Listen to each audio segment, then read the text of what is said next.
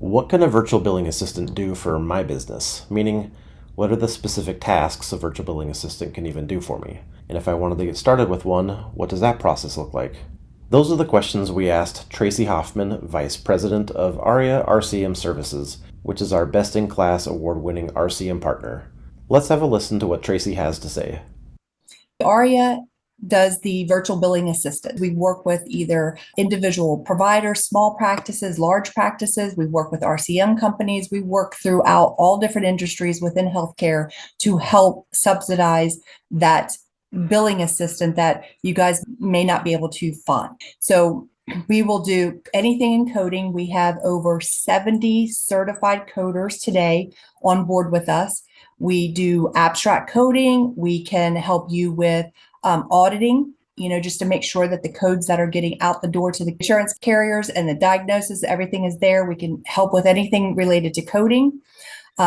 We can help with the charge entry and the validation. So let's say your system, the doctor documents, he signs off the chart note, brings it over to the PM system, and now it comes over with the E&M and the diagnosis codes. So if you need somebody to make sure before those charges go out to the carrier that those charges are lined up appropriately, diagnoses are there, and your modifiers are on there, then we can help with that. So we review the chart note, we look at the charges, and we make sure everything's aligned. So when it goes out to the door, it's a clean claim. Claim submission is another one. We get people bogged down with getting those claims out the door to the carrier, which then leads into your rejections and your denials. So we have a lot of people just saying, hey, the rejections are just overwhelming. I'm getting a lot of denials in. Well, let us help with those, because what we will do is, looking at rejections and denials, is let's figure out how to mitigate them. How can we stop from getting all these rejections and denials? So through that process of hiring a virtual billing assistant just to look at rejections and denials, we will also go through those to see how we can diminish them. Like, we don't want to keep having these rejections and denials for you. We can also help with payment posting. We get a lot of people that just still have a lot of EOBs coming in. They're not all ERAs. We can do both. We can post manual payments and we can post the ERAs. Patient billing, we have a lot of people that say, I just don't have time for the statements. I need to get statements out, but I need to go through them and make sure, it has some little quirks there that they want to look at. We can help you with the patient statements, getting them sent out electronically. I had a customer not long ago that their director of RCM left, and that person was the only one that knew how to run reports, how to prepare the reports for the board. So they were like, could you help us? And I'm like, what do you need? So every 3 months they have to prepare these certain reports, and nobody knew how to do it. We figured it all out for them, and every 3 months we give them a quarterly report that gets shown to the board, and they go over all the finances, financial information, the health of their practice. So we can do something like that as well. Or we have people that just need us to analyze their data. We have providers calling us quite frequently just to say, hey, could you look at my denials, my rejections, look at my AR, do you see anything going on in there? So we could kind of do something like that as well. We have kind of weird things that come up that people need. And through that, we have come up with this virtual billing assistant to help everybody out there, with the economy and the staffing and everything like that. What can we do to offset some of that for you? Now, the one nice thing with virtual billing assistant is, in your day-to-day practice today, when you hire one biller, let's say that you hire them to do AR, they're submitting claims, they're doing all of that.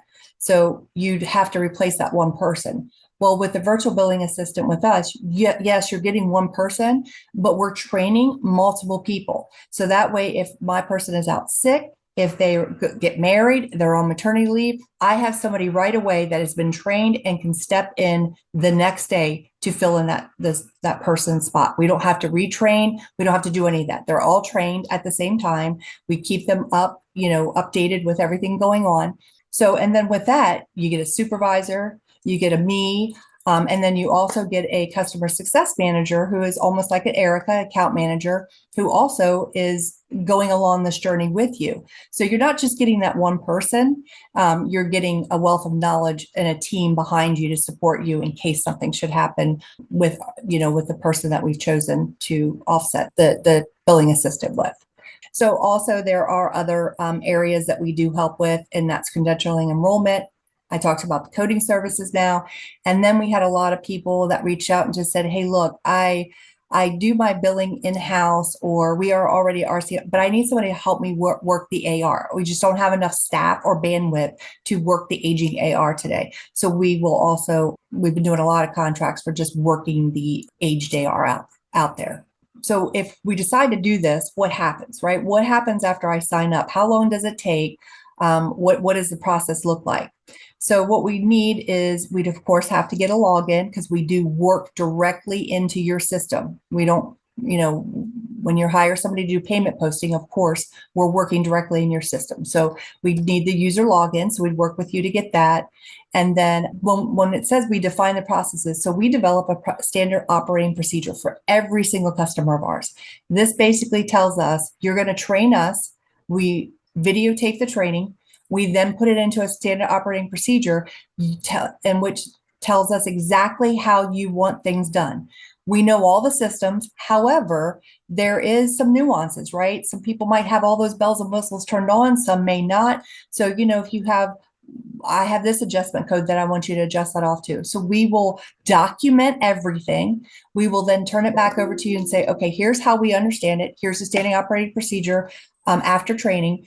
And we have you sign off and say, yes, you understand exactly what we're saying.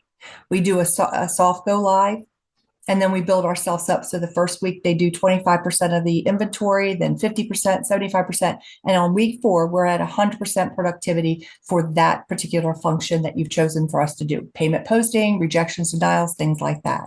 Talks about working your system. So everything is done in your system, the documentation, everything is done directly in there. We're not asking you to use another system. And then also, if it's a product that is possibly owned by CGM, we do also work in agnostic systems, which is Athena or Epic or any of those systems. We do those as well. However, when it comes to the help with the standardization, if it's something that, is owned by us and we know that something can be done, tweaked or tuned up in your system, we will also recommend if we see something that we know affects other customers, we would bring that up to you and see if that's something that, recommendations, and see if we can help you guys with anything there. So that's what implementation would look like.